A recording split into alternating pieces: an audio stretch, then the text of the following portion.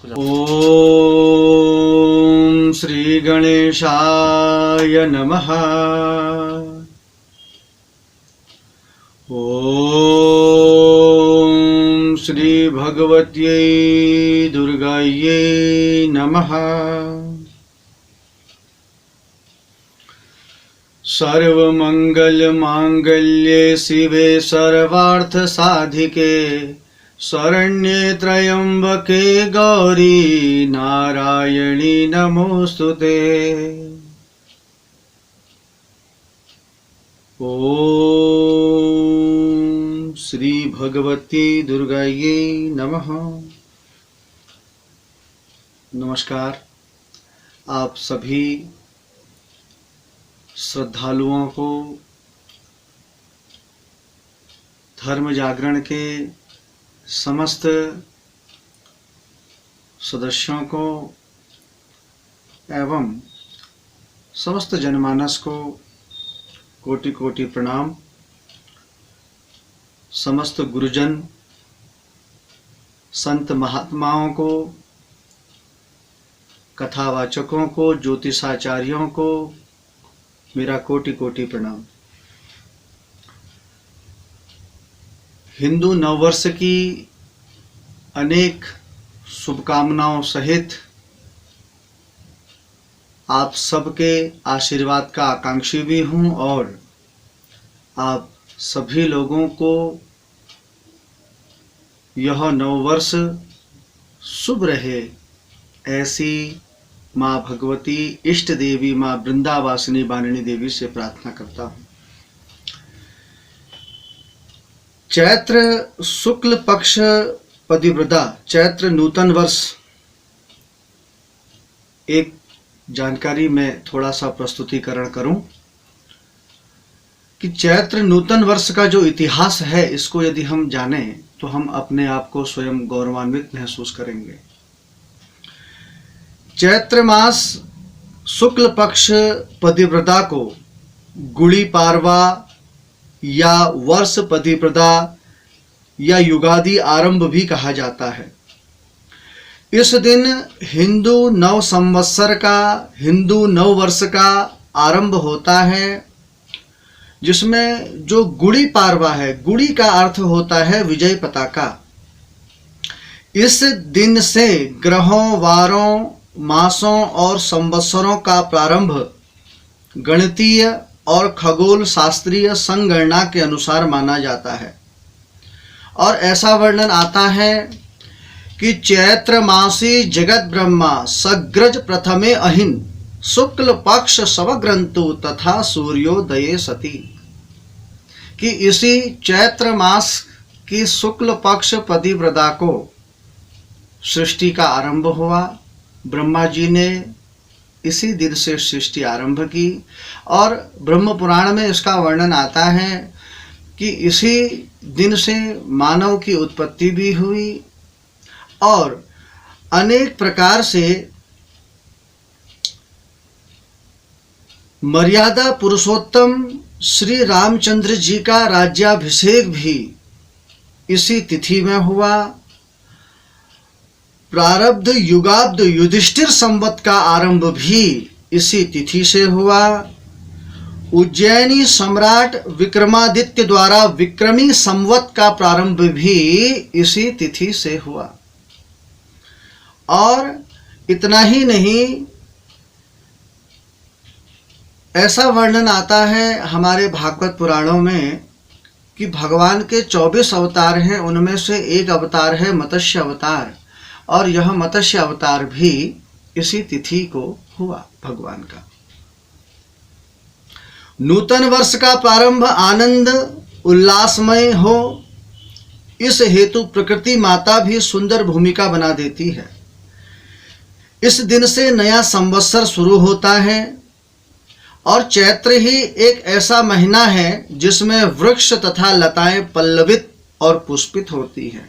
भगवान रामचंद्र जी का भी, जो भगवान विष्णु के अवतार कहे जाते हैं, उनका अवतार भी यही चैत्र मास शुक्ल पक्ष की 9वीं तिथि को हुआ, जिसको मधुमास कहा जाता है। 9वीं तिथि मधुमास पुनीता शुक्ल पक्ष अभिजित हरिप्रीता, मधुमास जिसको कहा जाता है, ऐसा सुंदर यह महीना है। और ऐसा वर्णन आता है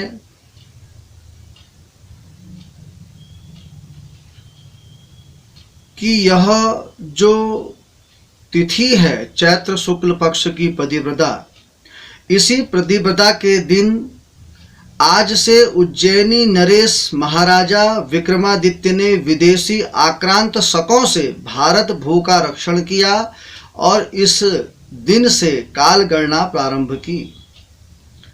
महाराज विक्रमादित्य ने चैत्री प्रतिपदा के दिन से ही राष्ट्र को सुसंगठित कर शकों की शक्ति का उन्मूलन कर देश से भगा दिया और उनके ही मूल स्थान अरब में विजयश्री प्राप्त की। साथ ही यवन, हुण, तुषार, पारसिक तथा कंबोज देशों पर अपनी विजय ध्वजा फहराई। उसी के स्मृति स्वरूप यह पतिव्रता संवत्सर के रूप में मनाई जाती थी।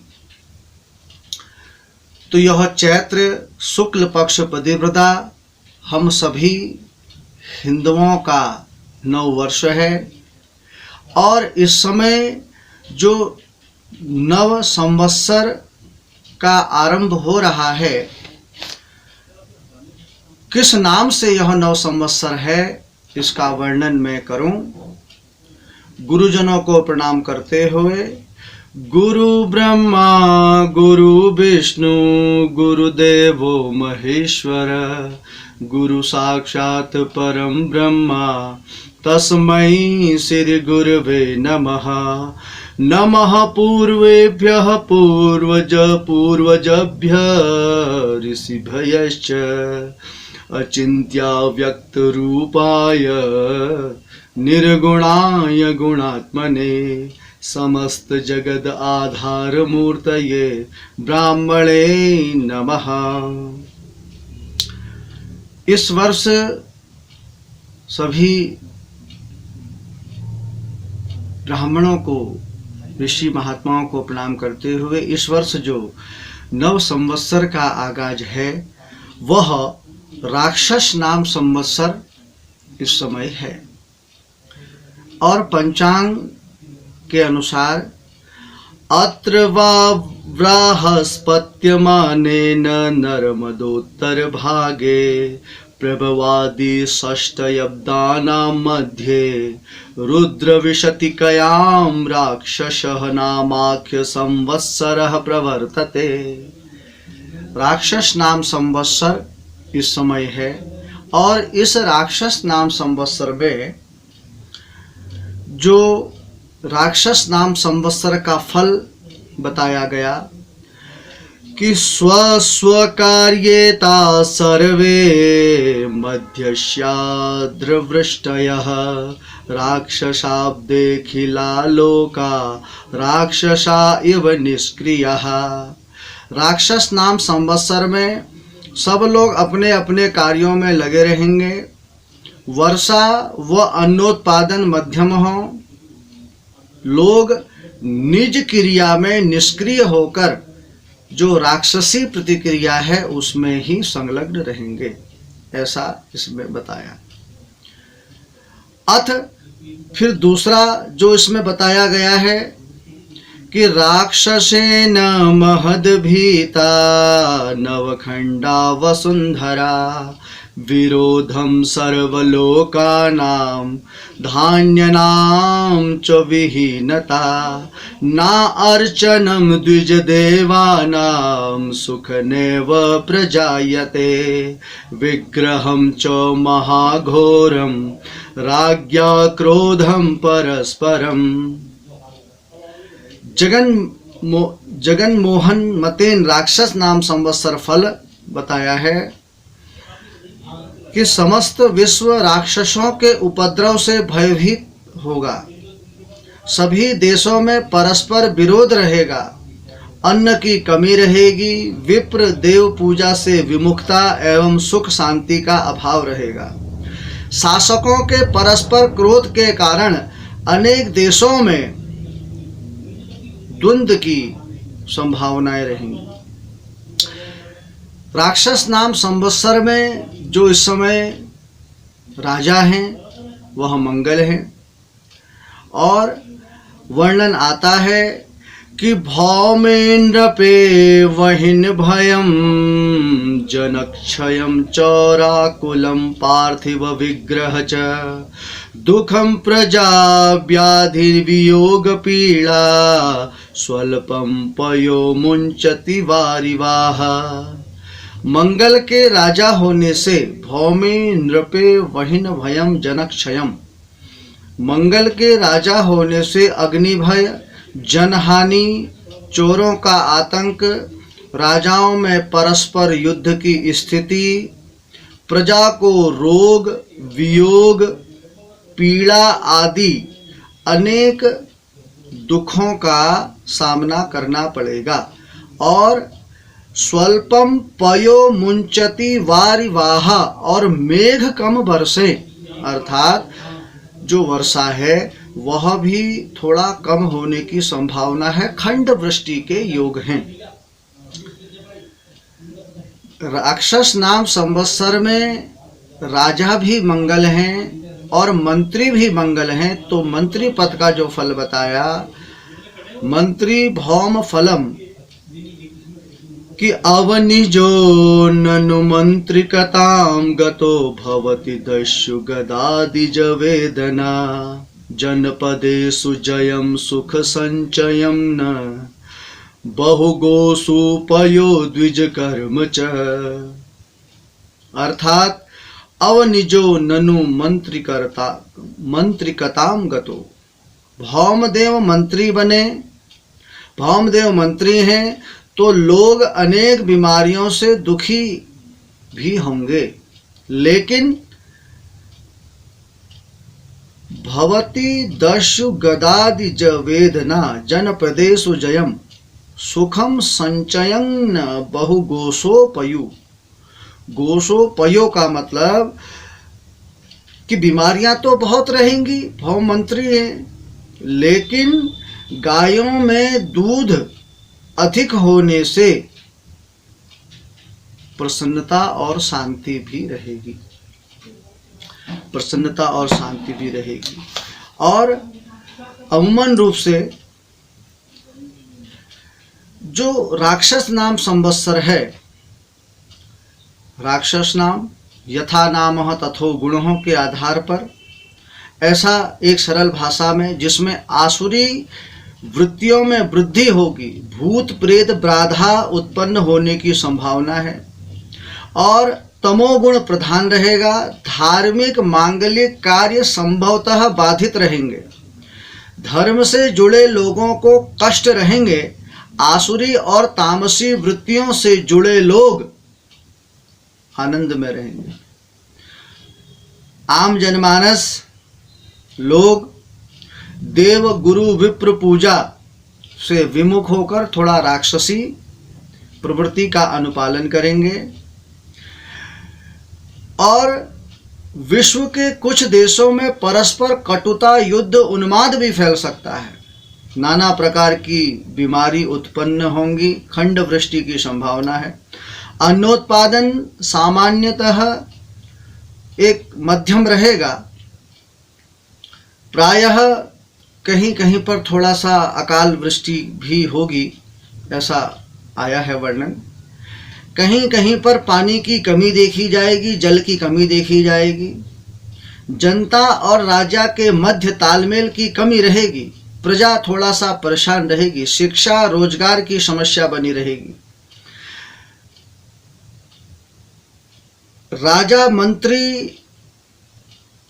राजा एवं मंत्री मंगल के होने से थोड़ा अग्नि भय, चोरी डकैती में वृद्धि होगी, अनेक रोगों में वृद्धि संभव है,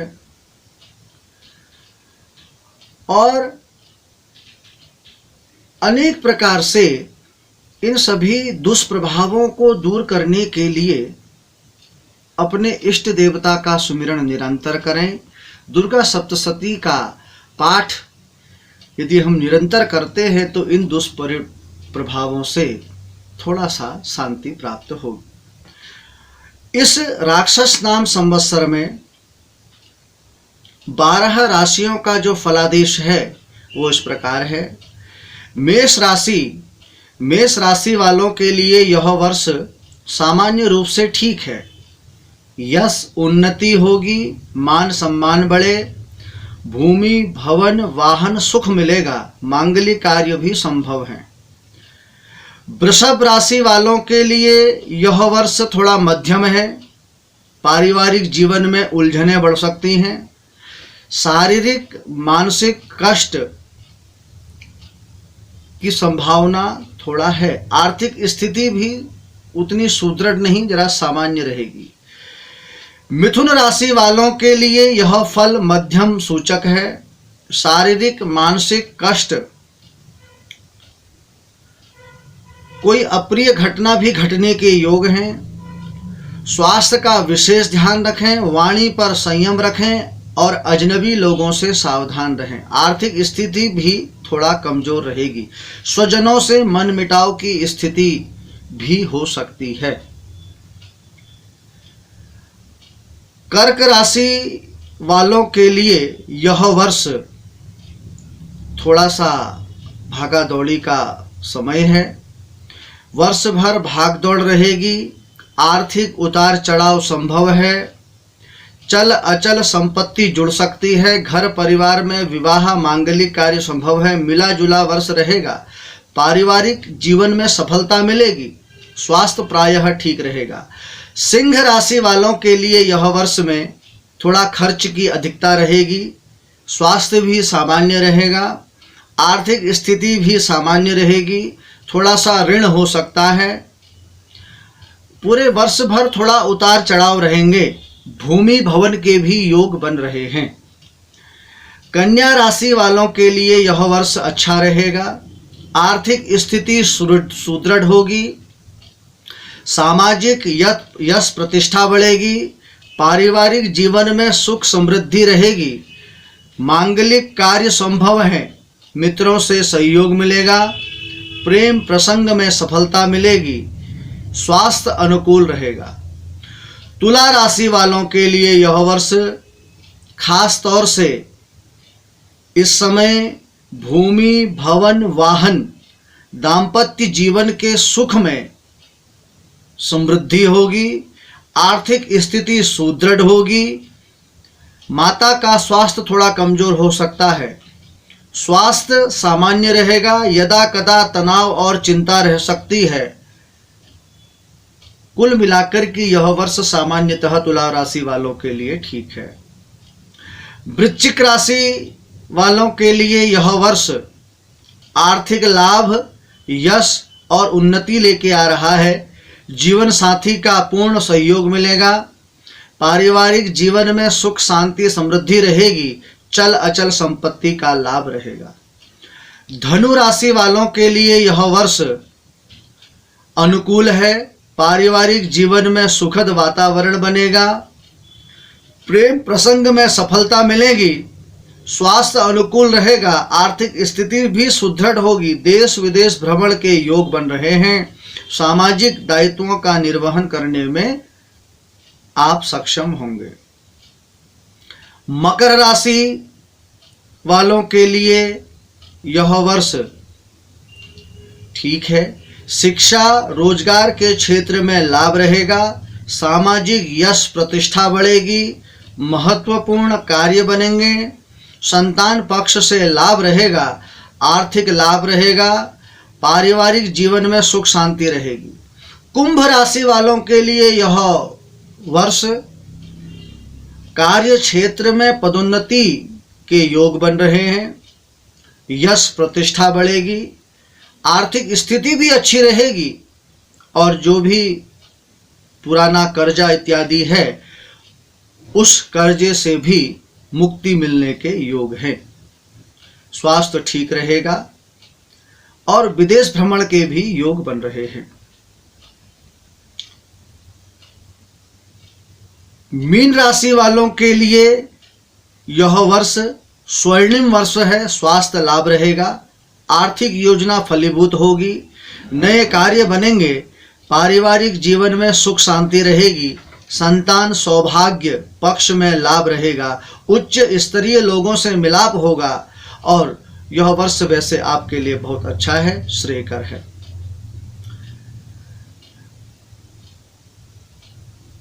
पूरी 12 राशियों का जो फल राक्षस नाम संवत्सर इस वर्ष है, यह आपके सम्मुख है। अपनी घर में सुख शांति ऐश्वर्यता रिद्धि सिद्धि और स्वास्थ्य अनुकूल हो और अनेक प्रकार के कष्ट महामारी से छुटकारा मिले, इसके लिए अपने नज़दीक कोई शिव मंदिर हो, प्रतिष्ठित शिव मंदिर हो, वहाँ रुद्राभिषेक करें। दही चावल सफ़ेद वस्त्र स्वर्ण प्रतिमा का दान करें और अपने घर में निरंतर दुर्गा सप्तशती दुर्गा चालीसा का पाठ करते हुए सुंदर प्रकार से संध्या उपासना करते हुए भगवान से प्रार्थना करें, मृत्युंजय का जप करें, जिससे जो भी इस संवत्सर के दुष्प्रभाव है उससे मुक्ति प्राप्त होगी और समस्त दुखों का निवारण भी संभव है यदि हम पूजन अर्चन करते हैं। और इस वर्ष बड़ा दुर्लभ योग है। वैशाख का महीना और चैत्र शुक्ल पक्ष की नवरात्रियां और नवरात्रियां पूरी हैं। 13 तारीख मंगलवार को चैत्र शुक्ल पक्ष पतिव्रता और प्रथम नवरात्र का शुभारंभ होगा और 22 अप्रैल को दशमी तिथि मनाई जाएगी। उस दिन सुंदर प्रकार से हरेला पूजन है और दुर्गा विसर्जन भी है। तो ये 9 दिन, 9 वर्ष के जो 9 दिन हैं, इस 9 वर्षों में, इन 9 दिनों में 9 वर्ष का शक्ति और भक्ति का समावेश अपने हृदय में करते हुए माँ भगवती की आराधना करें, कल्याण होगा। संवत्सर पतिव्रता में जो संवत्सर किसके लिए शुभ है, किसके लिए थोड़ा दिक्कत कारक है, ये कुछ नक्षत्रों की गणना बताई गई, जिसमें जो विश्वत संक्रांति का फल है वो किस जातक के किस अंग में है, ये थोड़ा सा मैं व्यक्त करूं। सिर में जिसके संक्रांति विश्व संक्रांति का फल रहता है, उसे भूमि भवन का लाभ मान सम्मान की प्राप्ति होती है। तो सिर में जो संक्रांति गई है जिन जातकों के, उनमें शतभिषा नक्षत्र जिनका हो, पूर्वा भाद्रपद नक्षत्र जिनका हो, उत्तरा भाद्रपद नक्षत्र जिनका हो, रेवती नक्षत्र जिनका हो, अश्विनी नक्षत्र जिनका हो, भरुणी नक्षत्र जिनका हो, कृतिका नक्षत्र जिनका हो, इन जातकों के सिर में संक्रांति गई है। मान सम्मान यश मान प्रतिष्ठा भवन भूमि का लाभ इनको प्राप्त होना सुनिश्चित है। मुख में जिनकी संक्रांति गई है वो जातक उत्तरा आषाढ़ा वाले नक्षत्र, जिनका उत्तरा आषाढ़ा नक्षत्र हो, श्रवण नक्षत्र हो, धनिष्ठा नक्षत्र हो, मुख में जिन जातकों के संक्रांति का प्रतिफल है उसका वर्णन है। उनको विद्या लाभ और जो भी कंपटीशन प्रतियोगिता होती है उसमें सफलता मिलती है।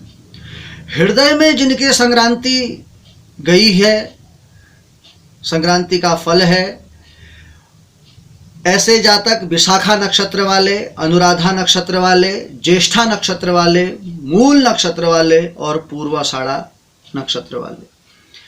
हृदय में संक्रांति जिन जातकों के रहती है उन्हें आर्थिक संसाधनों में वृद्धि होती है। दाहिने हाथ में जिन जातकों के संक्रांति फल गया है उनमें हस्त नक्षत्र, चित्रा नक्षत्र और स्वाति नक्षत्र, ऐसे जातकों को ऐसे जातकों को मांगलिक अवसर में जाने का अवसर मिलता है, उनके घरों में मांगलिक कार्य होते हैं, धन का लाभ होता है, और विवाह इत्यादि जिनके नहीं हुए हैं विवाह के योग भी बनते हैं। बाम हाथ में, जिनके बाएं हाथ में संक्रांति फल गया है, वो जातक मघा नक्षत्र, पूर्वा फाल्गुनी नक्षत्र और उत्तरा फाल्गुनी नक्षत्र वाले जातक, उनके बाम हाथ में संक्रांति फल गया है। इसका जो फल है अर्थात कि अनावश्यक व्यय, बाम हाथ में जिनके संक्रांति फल जाता है वो अनावश्यक व्यय उनका रहता है, थोड़ा धन हानि होती है, थोड़ा कहीं कहीं पर ऐसा देखने को मिलता है कि थोड़ा ऋणी भी वो लोग होते हैं। दाहिने पैर में जिनके संक्रांति गई है, जिन जातकों के संक्रांति फल पुनर्वसु नक्षत्र, पुष्य नक्षत्र और अश्लेषा नक्षत्र, ऐसे जातकों को व्यर्थ भ्रमण करना होता है, परिश्रम अधिक करना होता है और देशाटन के भी योग इनके बनते हैं। बाम पैर माने शारीरिक कष्ट, जिनके बाम पैर में गई है संक्रांति फल, वो जातक हैं रोहिणी नक्षत्र, मृगशिरा नक्षत्र और आद्रा नक्षत्र। आद्रा नक्षत्र, मृगशिरा, रोहिणी नक्षत्र, ऐसे जातकों के बाएं पैर में संक्रांति फल गया है, जिससे इन्हें शारीरिक कष्ट, विवाद, अशांति और अनेक प्रकार से तनाव इनको होगा। और वर्णन आता है बाम पाद दोष, जिन जातकों का जन्म नक्षत्र रोहिणी, मृगशिरा, आद्रा है, उन्हें विषुवत संक्रांति के दिन एक चांदी का बायां पैर लेना है, दही, चावल और वो चांदी का बायां पैर प्लस एक सफेद वस्त्र, कुछ द्रव्य रख करके अपने पुरोहित जी से संकल्प करा करके शिव मंदिर में रुद्राभिषेक का पाठ करें और वह वस्तु, वह सामग्री उनको दान करें, जिससे कष्ट की निवृत्ति संभव है।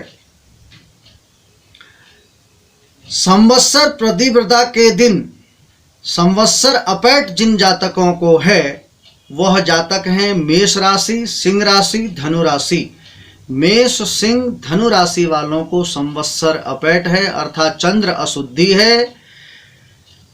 वह भी विषुवत संक्रांति अर्थात 14 अप्रैल को निकटस्थ शिव मंदिर में जाकर के दही, चावल, सफेद वस्त्र, सफेद लड्डू का दान करते हुए रुद्राभिषेक का पाठ करें, जिससे वर्ष भर उनका जीवन सुखमय रहेगा। विषुवत संक्रांति अपैट जिनको है, विषुवत संक्रांति चंद्रमा प्रतिकूल जिनके हैं, वह जातक मिथुन राशि, तुला राशि और कुंभ राशि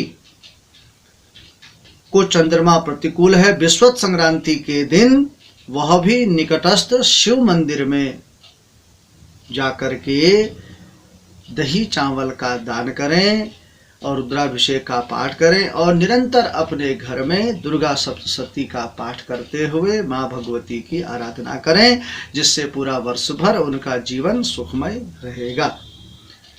तो यह नव संवत्सर का शुभारंभ, जो नव संवत्सर का प्रतिफल है, अपनी अल्प बुद्धि के अनुसार और पंचांग की दृष्टि के अनुसार हमने व्यक्त किया। तो एक बार पुनः आप सभी लोगों को नव संवत्सर की हार्दिक शुभकामनाएं। आप सभी लोग का जीवन ओजस्वी, तेजस्वी, मनस्वी रहे और जल्द से जल्द हम सभी लोग पराम्बा भगवती से प्रार्थना करें, माँ इष्ट देवी वृंदावासिनी बाणिनी देवी से प्रार्थना करें कि शीघ्र से शीघ्र इस वैश्विक महामारी का नाश हो और पुनः हम सभी लोग अपने कार्य क्षेत्र में, अपने सामाजिक क्षेत्र में, अपने पारिवारिक क्षेत्र में, अपने राष्ट्रिक क्षेत्र में हम अग्रसर हों और हमारा जो हिंदू धर्म की ध्वज पताका है वह सदा विजयी रहे। इन्हीं शुभकामनाओं के साथ आप सभी लोगों को प्रणाम और नव वर्ष की हार्दिक शुभकामनाएं। धन्यवाद।